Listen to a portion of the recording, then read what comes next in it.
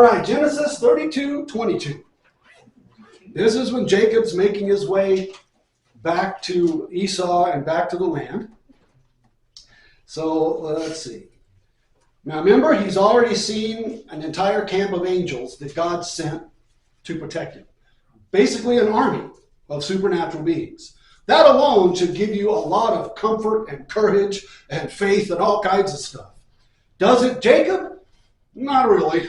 He still is relying on his own abilities, his own, machinations, as we say. So it says, the same night he arose and took his 2 wives, his 2 female servants, and his 11 children, and crossed the ford of the Jabbok. If you remember, that's where they stopped, was at the Jabbok River, which is right here.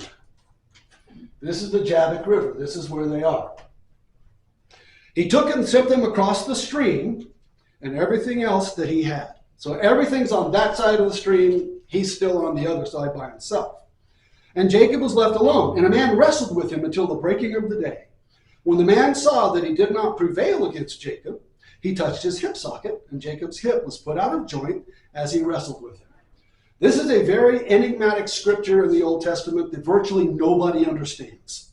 I looked at a lot of different places, and there are different ideas, but nobody has a really confident understanding of what this is all about.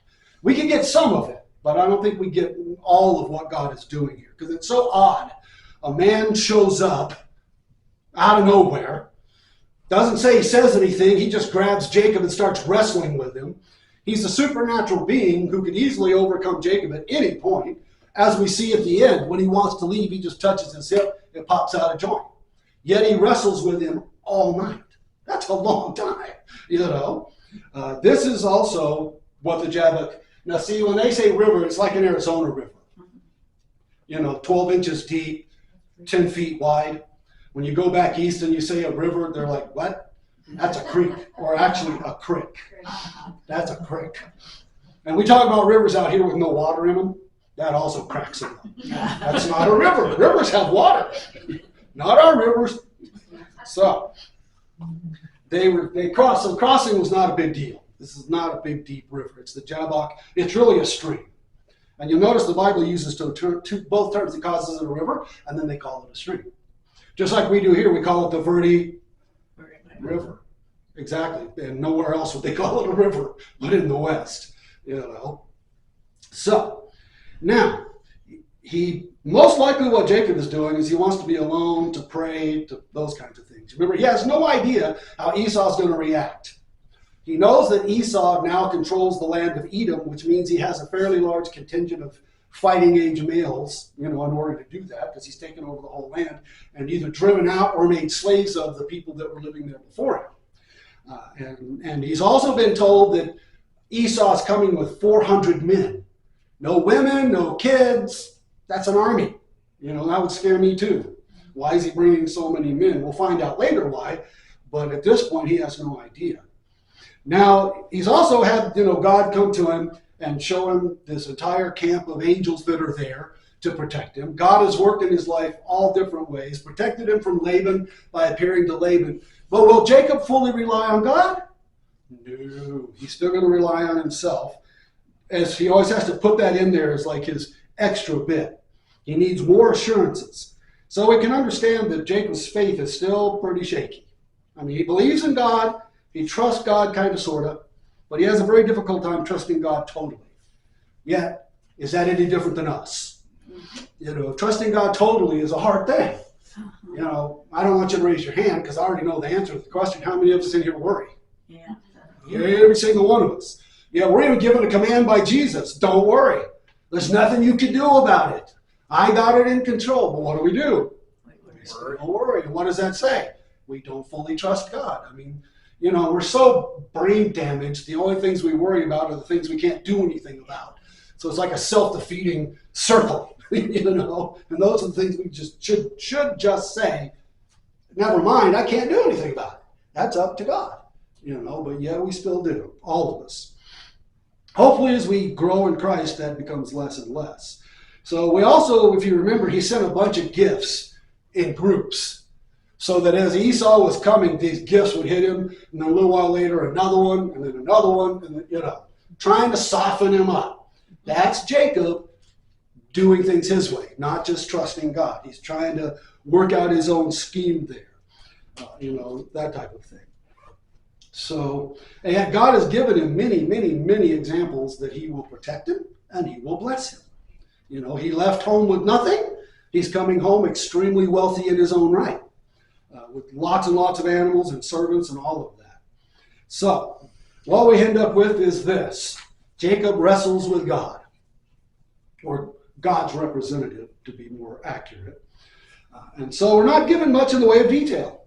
That's the other big issue with this. That's why it's hard to figure out. All it says is this guy showed up, they wrestled all night, when day came, he dislocated his hip. That's it. Now this whole time, Jacob is trying to get a blessing out of him. He knows he's a supernatural being.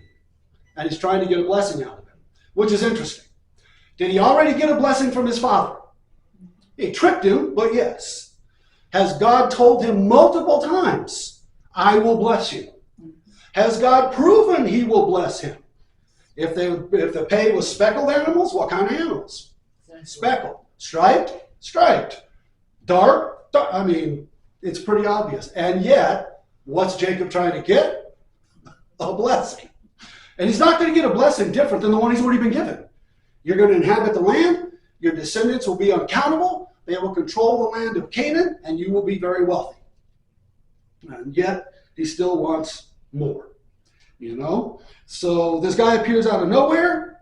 Somehow Jacob knows he's supernatural, and they just start wrestling, which alone is very weird. If I'm out by myself camping and some dude shows up and wants to wrestle, I think I'd shoot him probably. So anyway, so they all night. Now, how long do they wrestle? All night. Now we don't know how much of the night, because it says he got up kind of in the middle of the night, sent his family to one side. So it's probably like 1, 2 in the morning, maybe until daybreak, something like that. That's still a long time. Wrestling takes an enormous amount of energy and strength and endurance. And, most wrestling matches, real ones, not WWE ones, only last a few minutes. And even then, the two people are exhausted and have to rest before the next one. So some of the things that tells us that we kind of already know about Jacob is he has a lot of strength and a lot of endurance. And up to this point, we kind of thought that Jacob was, at least I did anyway, because we're told that he likes to hang around the tents. He doesn't like to go out into the field back when we started the story about him. So you kind of get the idea he's like a mama's boy that hangs around the tent. And so you kind of think of him as kind of a weakling, but you find out he's not. Remember, he rolled the stone away from the well when all the shepherds together couldn't do it until there were more of them. Now he wrestles this angel for hours and doesn't give up and hangs in there, and he's able to stick with it and hold his own and bring it to a draw. Which means the angel's not trying to defeat him. He's a supernatural angel, for heaven's sake. He can throw him down, time it or not, in a second. But that's not the point. The point is to wrestle for a long period of time. And so, as I said, I couldn't find anybody that really has a good understanding of exactly all that's going on here.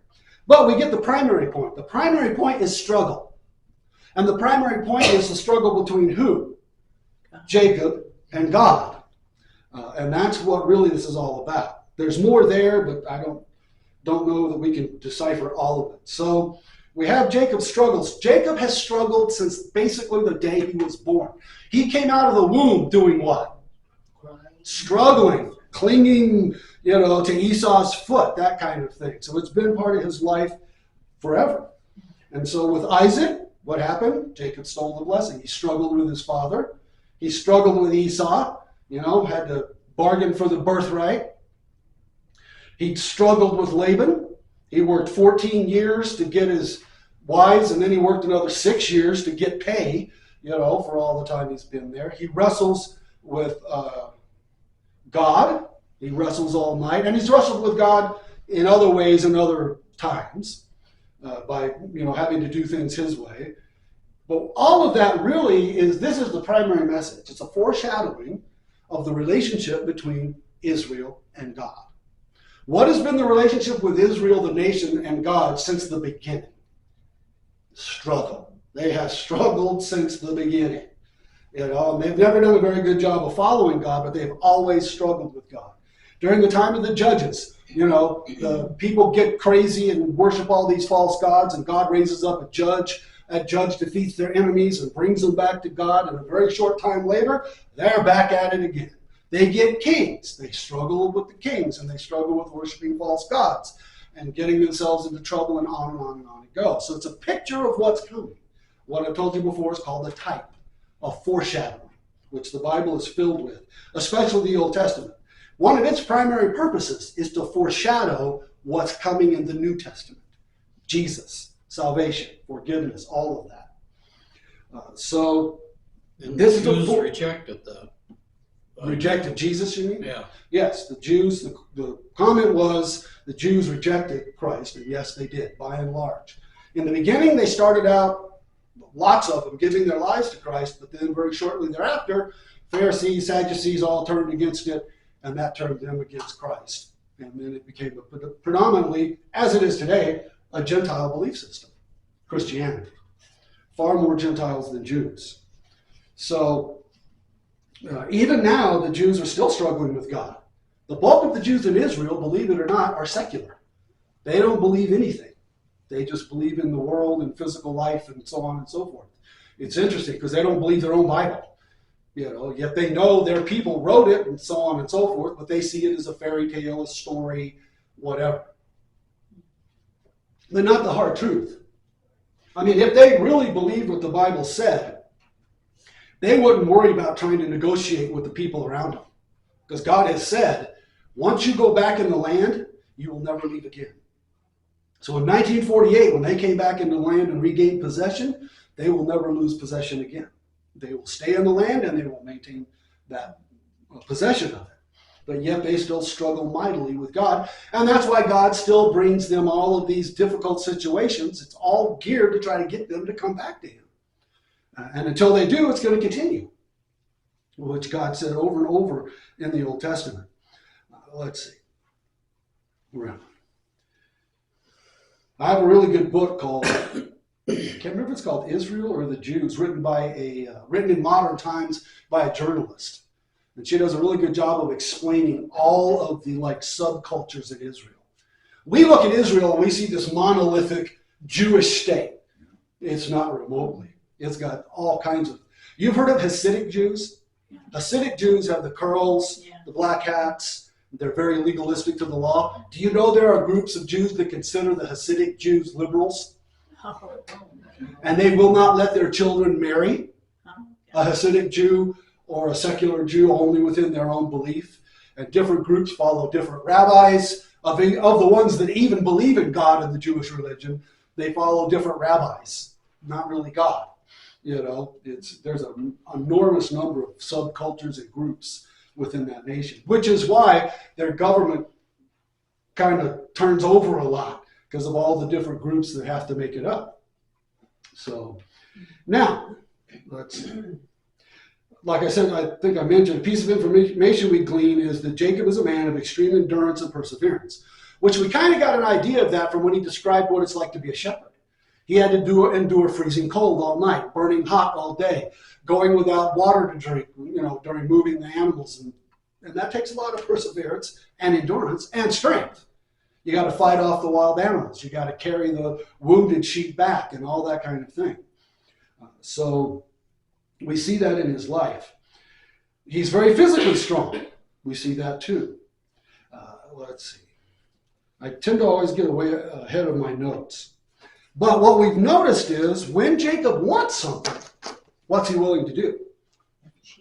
Well, that, but also whatever it takes. He'll stick with it. I mean, 14 years to get his wife, the one he wanted. Yeah. He's willing to really stick with it and give a lot of effort. When he had the animals for Laban's, he took extremely good care of them. He was really involved in being a herdsman and was a very good one. During that time. Now, we see the same characterization in Israel. Israel has enormous perseverance and endurance. Name a people group that people have attempted to wipe out as many times as the Jews and never been successful. The Assyrians tried it. The Russians tried it. Most people don't realize Russia killed more Jews than the Germans did in World War II. Last number I saw was close to 12 million. Only 6 million were killed. Only 6 million were killed during World War II. But that's not the only ones. During the Crusades, they killed tens of thousands of Jews before they ever left Europe. And so they've been attacked and killed in mass almost since the beginning. And the only thing that's ever come close is when the Assyrians took northern Israel, and God said, I'm done with you, because they would not ever turn back to him at all and worship false gods. And so God got rid of them. He told them it was going to happen, and he did. The Assyrians came in. One of their things was to take the conquered people and move them out and bring other peoples in. And because of that, the people that used to live in the northern kingdom were no longer even genetically Jews anymore. They had so many other peoples mixed in with them. And then that's it. They disappeared. Which, if you look at the prophecies, says it's going to happen. And they're told multiple times by prophets, turn around, worship God. But they don't. Or this is going to happen. And then they get destroyed. My favorite is I've had people tell me, well, then there's 10 lost tribes. Because remember, 10 tribes were the northern kingdom of Israel. 2 tribes, Benjamin and Judah, were the kingdoms of the south. And eventually, even Benjamin was absorbed kind of into Judah because it was very small. And yet, people who say that don't think about how people act. If you had money and could move, and the Assyrians begin attacking northern Israel, where are you going to go? To the southern part where you're safe. So people of every tribe moved out of the north and went to the south. And so we still have representatives and people of every tribe, all 12 tribes. I find that over and over and over that people don't think about when they're reading the Bible how people actually function. You don't stay in the northern kingdom of Israel as the Assyrians are attacking and let them take you captive if you can get out. You get out. And the only place they could go was south to the kingdom of Judah where they'd be safe. So there's no such thing as 10 lost tribes of Israel. To this day, there are people that can tell you their lineage all the way back to their tribe. And we have representatives of every tribe as God said we would. Till when? The end of time. They'll have all those, they'll exist. Let's see. So just like Jacob in this wrestling match, they continually struggle with most of the world and God. Because even today, what's Israel doing? Struggling with everyone around them. Most of the nations in the world do not like Israel, which is funny because Israel has virtually no contact with most of them, but they don't like Israel, especially Europe. They are very much anti-Israel. And I've always found that very interesting. Why? If a Jewish person walked in this morning, you couldn't tell until I told you their name, because they're the same skin color we are, pretty much. And yet, they're discriminated across the world. And in the South, where they discriminated against everybody of color, also the Jews. The only way you can explain that is because God said that would happen. That's part of God's punishment, discipline on their lives to get them to come back to him. Did you have a question, Larry? That's what I was going to ask. Why are the Jews so discriminated around the world? There's 2 reasons. The question is, why are the Jews so discriminated against? The first and most important reason is Satan. The Jews are God's chosen people. What does Satan want to do to anything that God loves? That's right. So he's actively been working against the Jews since the day God created them. So that's the base foundation of this. The second reason is, in the actual world in which we live, not the supernatural world, the reason is because the Jews refused to follow God. Even in the Old Testament, they followed false gods. Then even worse, Jesus comes along, fulfills every single prophecy. It is clearly pointed out to them, and yet they reject him as well. So until they return to Christ, they will be under the discipline of God. And that includes discrimination and attack and genocide and all those things until they finally come back to God. Well, what I think is hard to understand, if they don't want to follow God, but yet they do all these rituals Yes. and celebrate all these Yes. holidays. But a lot of it is kind of like lots and lots of Catholics who aren't saved, who don't really believe in that, but they're Catholic. You know, and if, like I asked a Japanese lady what she came to my church one day. In Sedona, lots of people wander into your church for all kinds of strange reasons. And I was sitting there talking to her, and I said, you know, who do you worship? And she said, Buddha. And I said, why? She thought for a really long time. At first I thought she didn't understand my English. And then finally she said, because I'm Japanese. Nice. Why do they do the rituals? Because they're Jewish. Why do the Irish Catholics and the Mexican Catholics do what most of them do? Because they're Irish and they're Mexican. That's what, pretty much. If you were to ask somebody in the South why you're a Southern Baptist, very many of them would say because they're Southerners. Okay. They don't really have never given their life to Christ.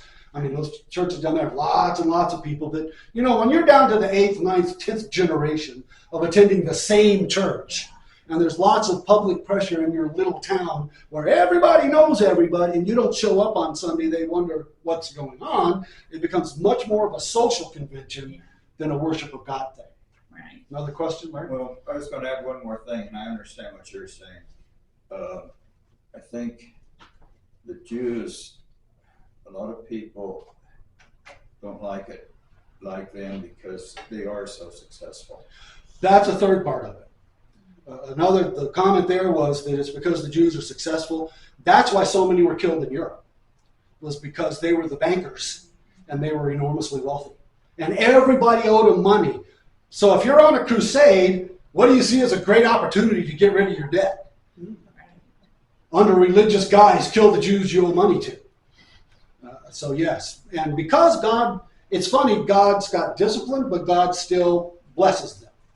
And so wherever they go, they work, they're hard workers, they have a tremendous work ethic, that type of thing, they're almost always successful. And are in the upper wealthy class very often. They work together to be successful. Yes, and they work as a people, absolutely.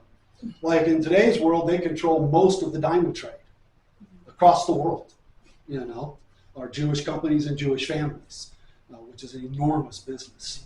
In fact, I've been told many times that diamonds actually aren't all that rare. It's just they will only let so many out at a time to keep the price up,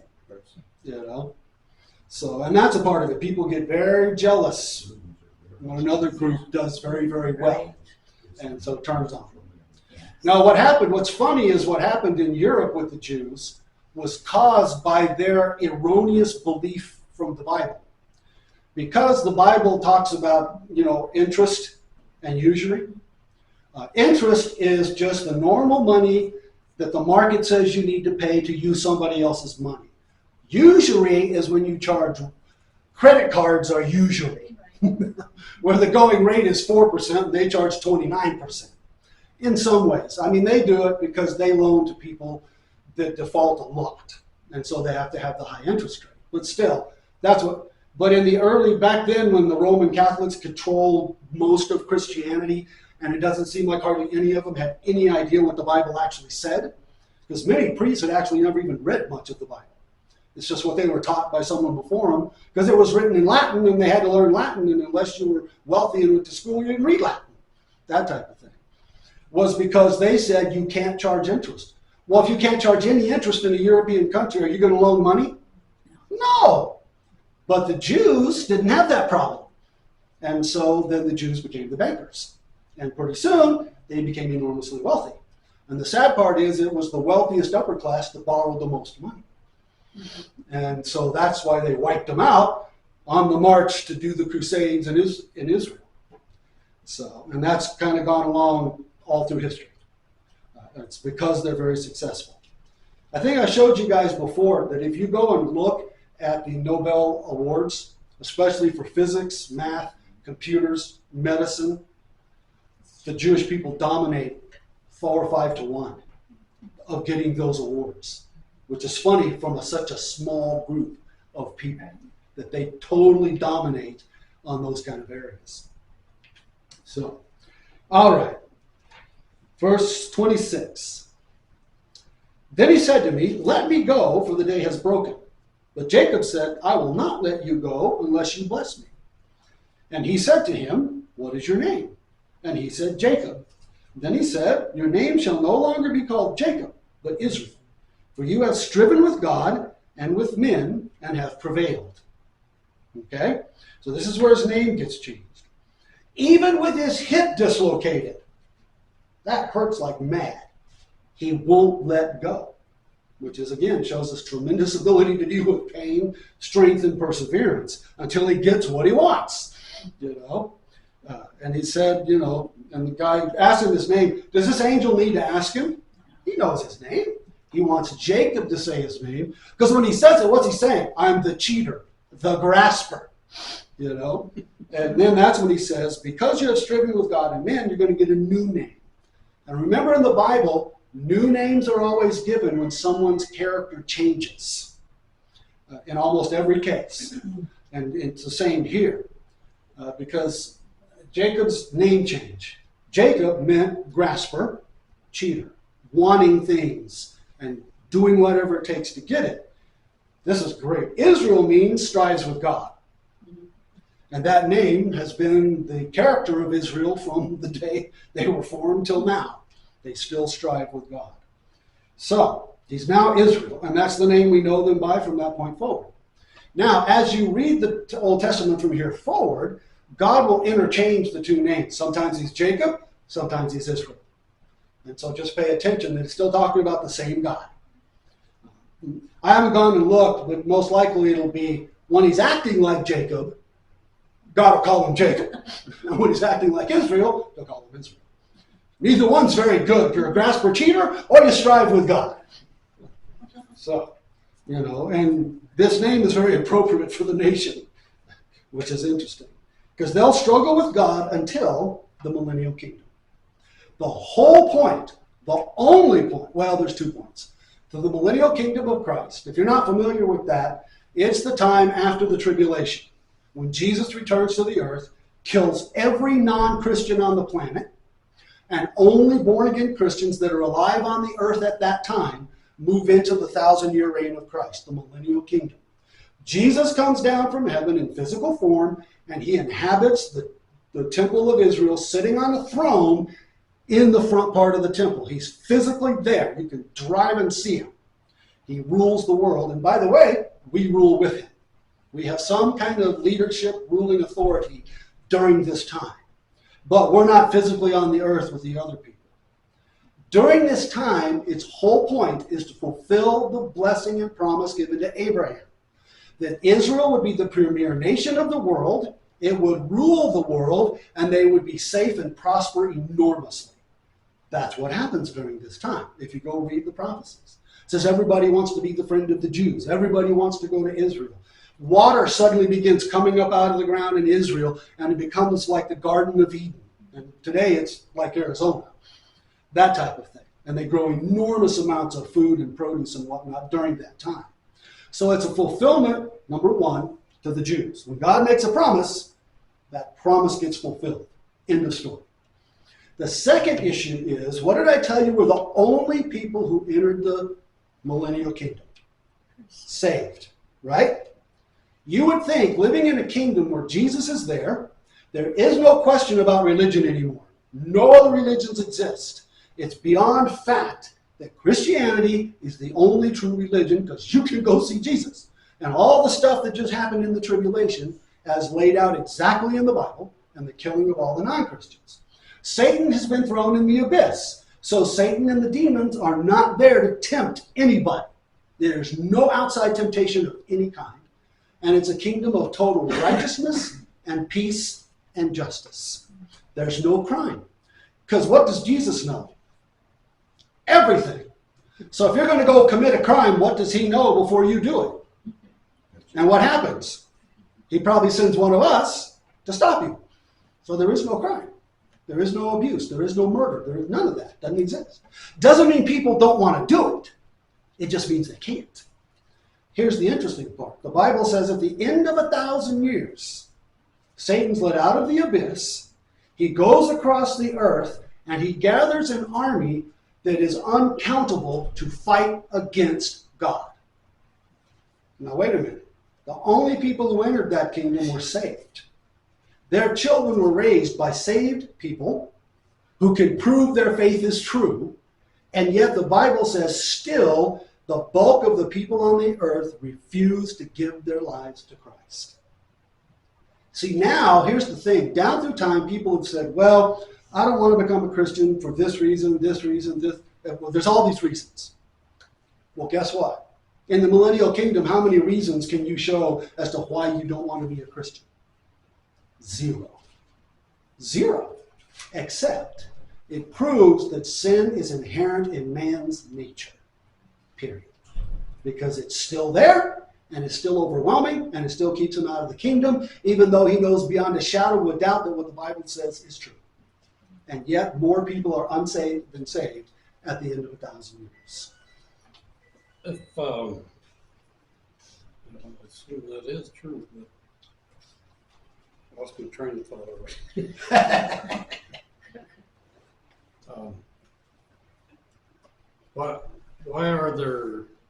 Why is Satan still active when he's not on earth anymore? He's in the abyss. That's the whole point. How can sin flourish? Because God's proving that sin is not from Satan, it's in us. See, it wasn't Satan that got Eve to eat the fruit without... Ask his question. Oh, the question is, how can sin be on the earth when Satan's in the abyss? And the whole point, or one of the main points of that millennial kingdom, is to show that it is not Satan that causes sin. It is man.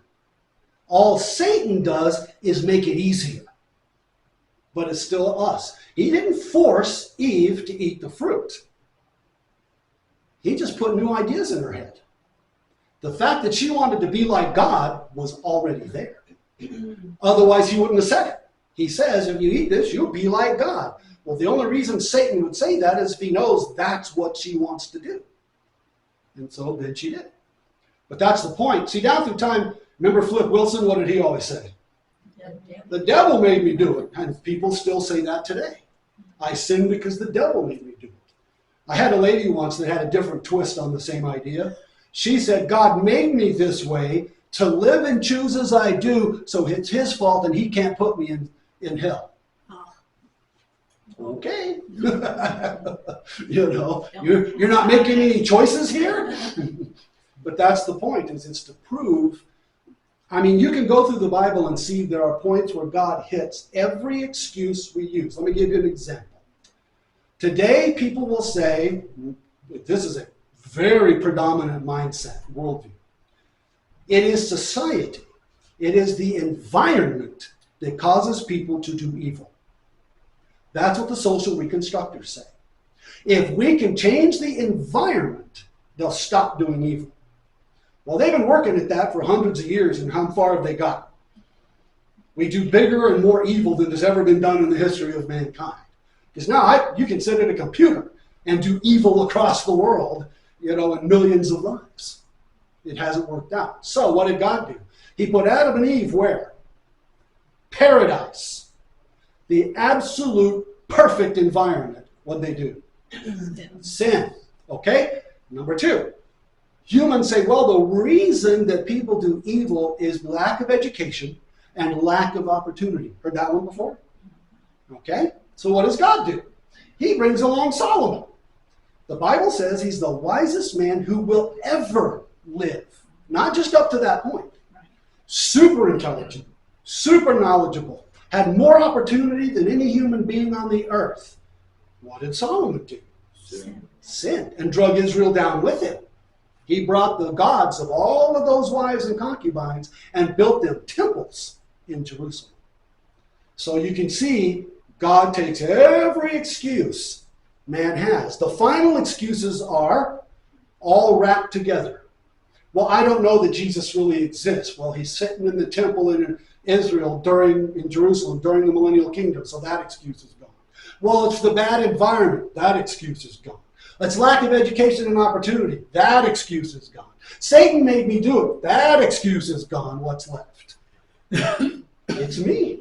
That's it. See, God does these things so that at the great white throne judgment, how many excuses will there be? None. Because if someone was to come up and say, well, it was because I didn't have a good education and opportunity. No, nope. Now, of course, they're not going to do that. As the Bible describes it, you go before God, you're on your face, you understand all that's going on, and that you messed up big time, and it just gets shown how you lived your life. Because remember, every moment of every day is recorded, and that's all played out. So that at the end, you know you deserve what you're going to get. And that's the point. Some of the things that make us struggle sometimes are, let's take the idea of people like us, my family, who take in foster kids. Okay? I'm not talking about my foster kids here, but we know lots of other foster families. In many cases, those kids are very, very damaged. Yeah. And when they grow up, even raised in a Christian home by loving parents, they still commit murder and do all kinds of stuff, that they shouldn't do, because that's what's in them. And no matter, and so we ask ourselves, as Christians, you'll say, well, why in the world did God bring those people into that family's life knowing that all their efforts would be futile? Well, part of the reason is they have no excuse. Because when they go to face God, God will say, I put you in a good home with good people who taught you about me, and yet you still went and did. So see, there's no excuse. Well, even just in a family with no adoptions or anything, 2 children are raised the same and turn out totally. Oh, absolutely. The comment made there was that even in a family that the kids are all biological and raised in a Christian home, that's no guarantee they're all going to follow Christ. And in my family, my oldest sister's a Buddhist. I'm a pastor. My next older brother is an atheist. My next older brother is a Christian, and then my little sister's a Christian. But we all went to the same church, And I asked my sister once, I'm like, you went to church with me. You heard the gospel 1,000 times. Why did it never make any impact? Her comment was, it never made any sense to me at all. And the first time I read one of Buddha's writings, it made total sense.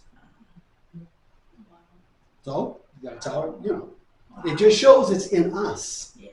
It's not the environment, it's nothing else, it's us. So, all right, where was I? Okay, we're at verse 29. Then Jacob asked him, please tell me your name. This is one of the things I find interesting, because it doesn't explain why he wants to know the angel's name and why the angel doesn't tell him. Who knows? But he said, why is it that you ask my name?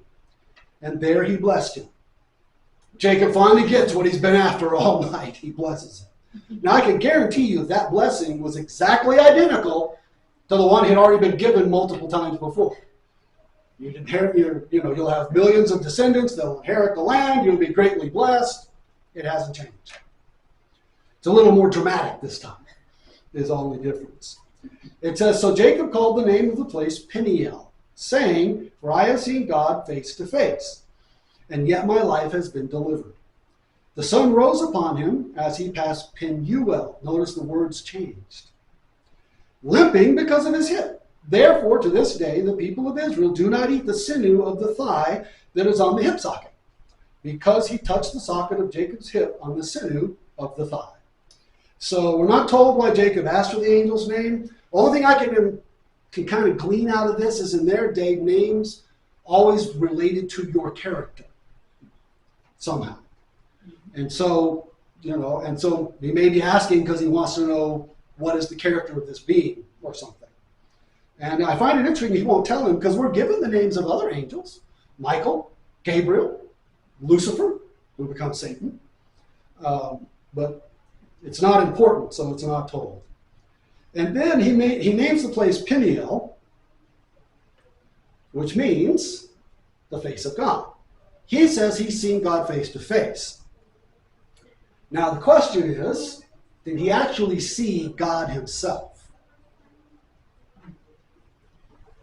No. Doesn't say anybody would die if that happened. Oh, yeah.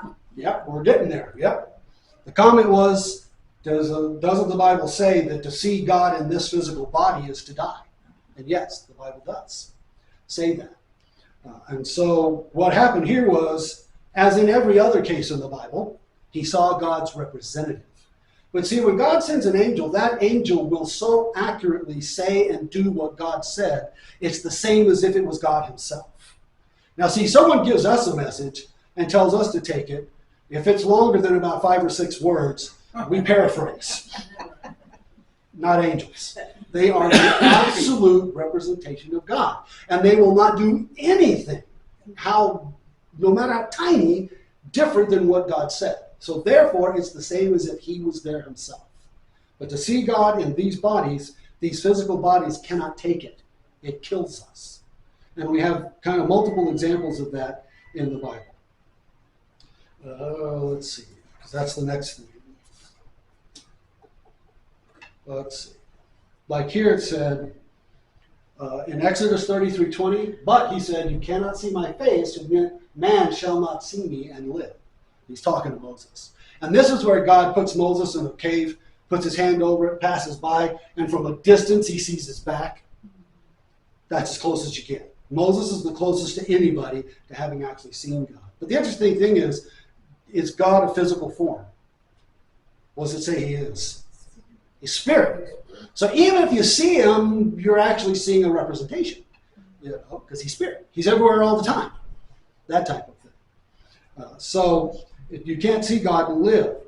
And all through the Bible, it describes supernatural beings as seemingly made of energy. Every description we find, what we would say in our world today is that being is made of and is emanating some kind of energy.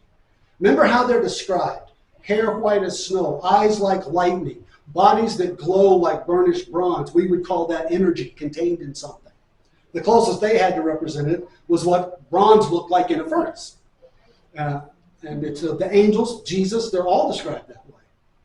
And so they're beings whose bodies, it seems, give off energy that our bodies can't take.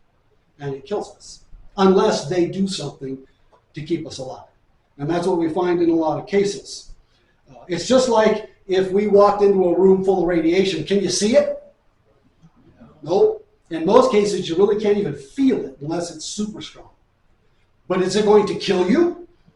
If you stay there very long, you're going to die. Absolutely. And this is the same way. It's like that. It's some type of energy that emanates from them because they're beings of energy. And it would kill us. And see, here's Daniel. He's one of the good examples.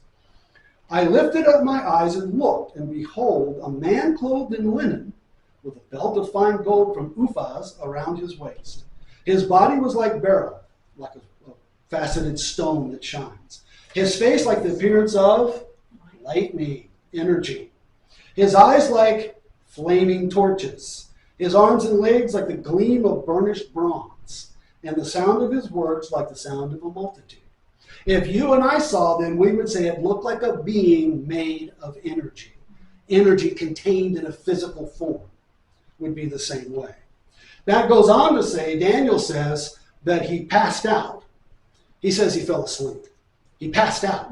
He was so weak, he fell down, he passed out, he couldn't breathe, he was dying.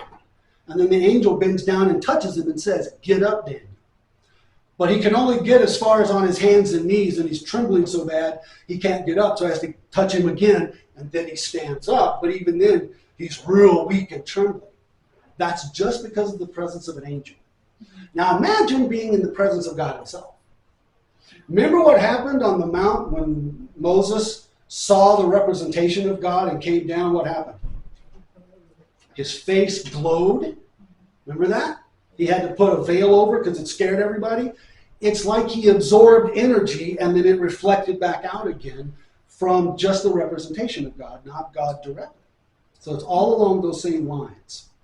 So, and then at the end, we'll close with this. In verse 32 it says, therefore to this day the people of Israel do not eat the sinew of the thigh that is on the hip socket, because he touched the socket of Jacob's hip on the sinew of the thigh.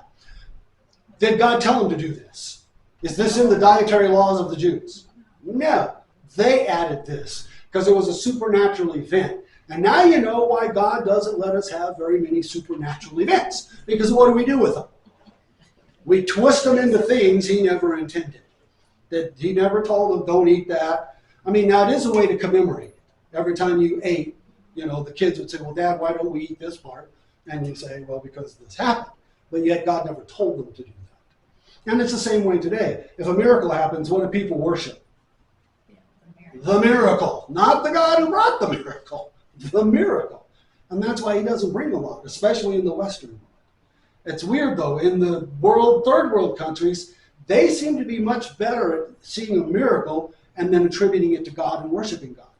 And that's why God uses far more miracles in third world countries than he does in America. Talk to any missionary to any of those countries, and they'll tell you about healings and all kinds of stuff that they've seen. That wasn't some guy up front getting paid millions of dollars saying he'll heal you. They're just preaching, and all of a sudden blind people start seeing and screaming, and crippled people start walking, and all kinds of stuff like that starts to happen. But that doesn't hardly ever happen here. Because people would worship the place, the preacher, the people, the miracle, it'd be a mess.